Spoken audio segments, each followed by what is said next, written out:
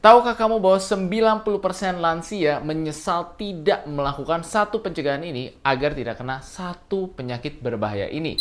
Satu penyakit ini bisa bikin kamu sulit bergerak, sulit juga jalan, dan juga melakukan aktivitas di kemudian hari. Dan penyakit ini disebut sebagai artritis, yaitu adalah peradangan pada sendi. Penasaran kan tentang penyakit ini? Langsung tonton videonya sampai habis ya.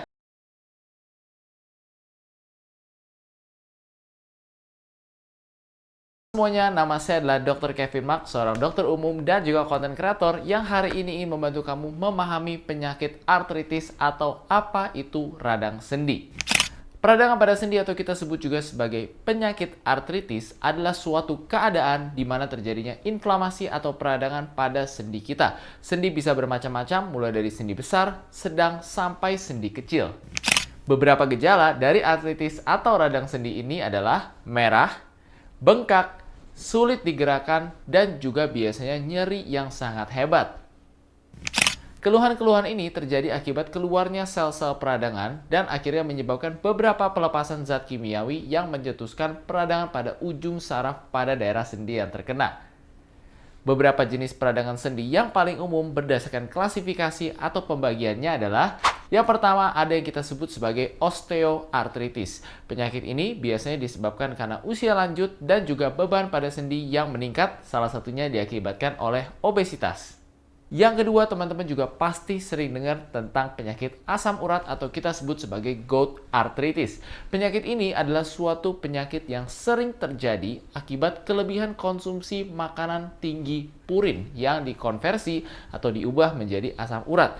Beberapa contoh makanannya seperti belinjo, emping, jeroan, daging merah yang dapat dikonversi menjadi kristal yang tajam yang akhirnya mengendap pada sendi. Yang ketiga adalah penyakit rheumatoid arthritis atau dikenal juga di masyarakat sebagai penyakit rematik. Jenis penyakit rheumatoid arthritis ini sering terjadi pada sendi yang simetris alias kiri dan kanan, sering menyerang sendi kecil dan sering menyerang lebih dari 3 sendi. Contohnya pada sendi siku, sendi lutut, dan juga sendi tangan. Dan yang keempat ada juga kita sebut sebagai septic arthritis, yaitu adalah peradangan sendi yang diakibatkan resiko infeksi. Biasanya, jenis peradangan sendi ini sering mengenai usia muda akibat aktivitas outdoor dan timbulnya luka tusukan. Biasanya bisa karena luka tusuk akibat kayu atau paku yang meningkatkan resiko infeksi dan akhirnya bakteri bisa masuk ke dalam luka tersebut dan menyebabkan nanah.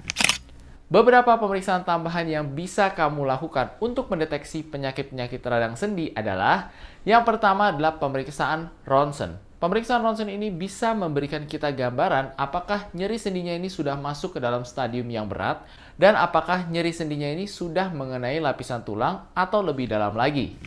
Yang kedua bisa juga dilakukan pemeriksaan darah.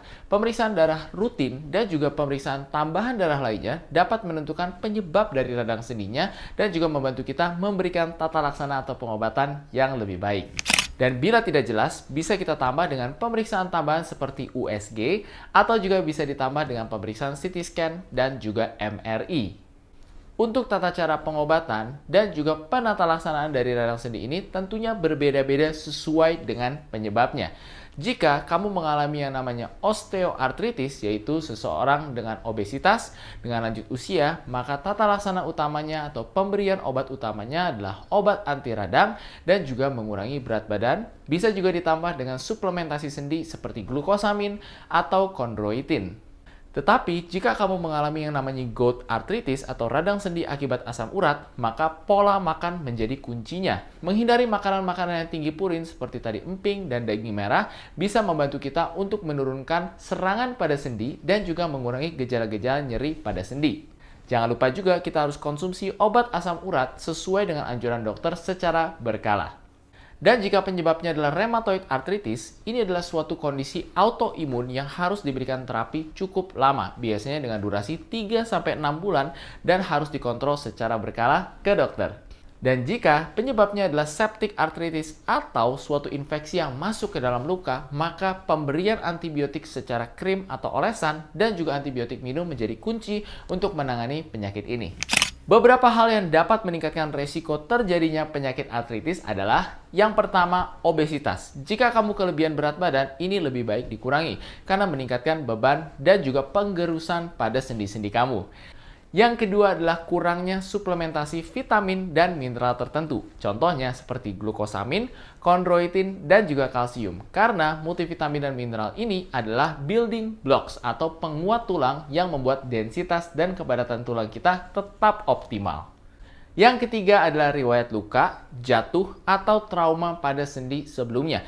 Jika kamu pernah jatuh dari motor, kecelakaan, patah tulang, maka ini juga akan meningkatkan resiko terjadinya radang pada sendi akibat penyembuhan yang kurang optimal atau terjadinya komplikasi selama masa penyembuhan.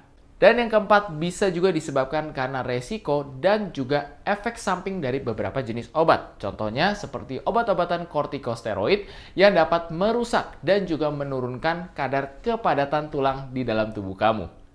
Beberapa pencegahan yang bisa kamu lakukan adalah yang pertama, jangan lupa untuk rutin suplementasi diri dan cukupi kebutuhan vitamin dan mineral untuk sendi. Contohnya seperti kalsium, glukosamin, dan juga kondroitin. Yang kedua, jaga pola berat badan dan olahraga. Karena olahraga adalah salah satu cara alami untuk meningkatkan kepadatan dan juga kekuatan tulang serta sendi kamu. Dan yang ketiga, hindari mengkonsumsi jamu ataupun suplementasi yang tidak terstandarisasi atau tidak mempunyai izin BPOM. Karena ini cenderung mengandung bahan-bahan berbahaya yang dapat meningkatkan resiko pengeroposan tulang alias osteoporosis. Menurut kamu, apakah informasi ini bermanfaat? Jika iya, kamu bisa like dan juga subscribe untuk video-video berikutnya. Ingat, kalau kamu ada komen, jangan lupa langsung tulis di kolom komentar dan kita akan ketemu di video berikutnya biar kita bisa terus sehat bareng yuk!